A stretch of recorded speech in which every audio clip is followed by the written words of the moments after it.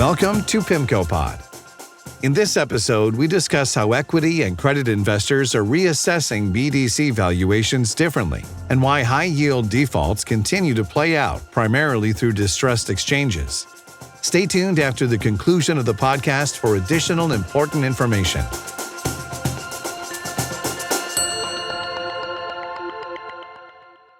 The Credit Market Lens: Differing Signals in BDCs and Orderly Defaults in High Yield by Lotfi Karui. Sentiment toward BDCs, funds that invest in small and mid-sized private U.S. businesses, has improved since early March. BDC bond spreads have stabilized and outperformed the broader investment-grade IG index, suggesting credit investors are increasingly comfortable with downside risk. Publicly listed BDC equities have also rebounded. Despite this strong co-movement in recent weeks, however, the equity and credit narratives differ. On the equity side, the debate centers on NAV credibility. Investors remain skeptical of where portfolios are marked, and without better price discovery, that skepticism is likely to persist. Elevated dispersion in marks is part of the problem. For loans held across multiple BDCs, the gap between the most optimistic and most conservative managers exceeds 5 percentage points. Rather than providing comfort, that spread signals uncertainty around true asset values and makes it harder for reported NAVs to serve as an anchor, hampering confidence in dividend sustainability and underlying earnings power. A parallel in real estate. History offers a useful parallel. In U.S. real estate markets, after the rapid rise in interest rates in 2022 to 2023, private vehicles diverged sharply from publicly traded real estate investment trusts, REITs, with public markets repricing faster and more aggressively before the two ultimately converged about halfway back toward the baseline.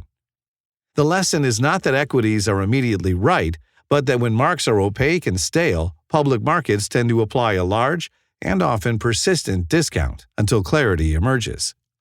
By comparing cumulative price returns for the S&P 500 REIT index with the National Council of Real Estate Investment Fiduciaries, NCREIF, Property Index, a proxy for unlevered private real estate returns. Public REITs sharply underperformed their private counterparts from the first quarter of 2022 through the third quarter of 2023, but by mid-2024, the two indices had reconverged. In credit, the story is different. Credit markets can be more anticipatory in some ways, demanding compensation against the risk of asset quality deterioration.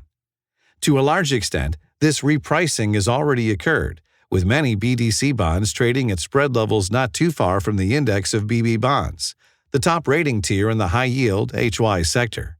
From here, further material spread widening would likely require a more acute shock that would most plausibly come from a reassessment of balance sheet liquidity risk, particularly among non-traded BDCs.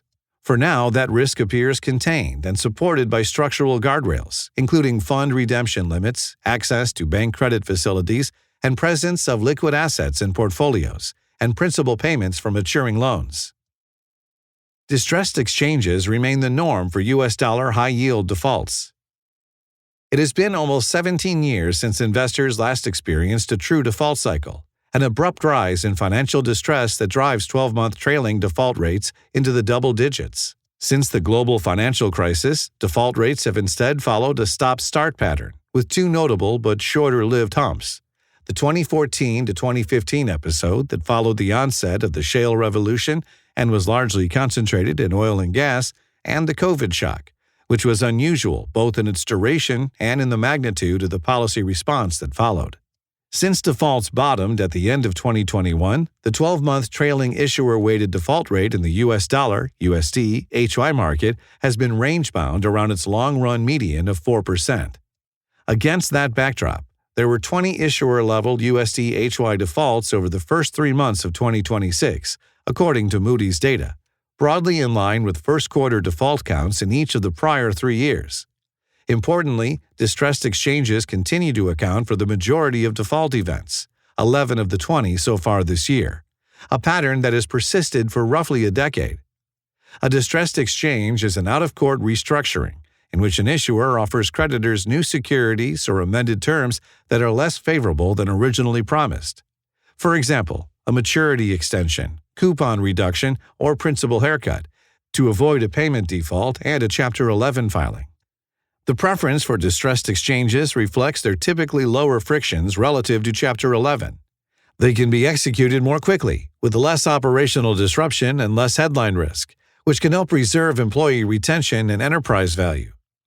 For investors, these dynamics often translate into higher recoveries than in-court restructurings, although outcomes ultimately depend on the issuer's capital structure, collateral, and the depth of the underlying business deterioration.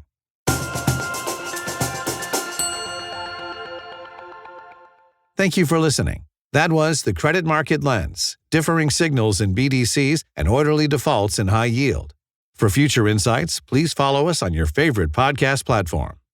The discussion and content provided within this podcast is intended for informational purposes only and may not be appropriate for all investors. Reliance upon information provided in a podcast is at the sole responsibility of the listener. The information included herein is not based on any particularized financial situation or need, and it is not intended to be and should not be construed as a forecast, research, investment advice, or a recommendation for any specific PIMCO or other security, strategy, product, or service. Past performance is not a guarantee of future results. All investments contain risk and may lose value. Investors should speak to their financial advisors regarding the investment mix that may be right for them based on their financial situation and investment objective. Podcast may involve discussions with non-PIMCO personnel, and such content contain the current opinions of the speaker, but not necessarily those of PIMCO. Other podcasts may consist of audio recording of an existing PIMCO article, and such material contains the current opinions of the manager. The opinions expressed in all podcasts are subject to change without notice. Information contained herein has been obtained from sources believed to be reliable but not guaranteed. PIMCO, as a general matter, provides services to qualified institutions, financial intermediaries, and institutional investors. This is not an offer to any person in any jurisdiction where unlawful or unauthorized. For additional important information, go to www.pimco.com/gbl/en/general/legal-pages/podcast-disclosures.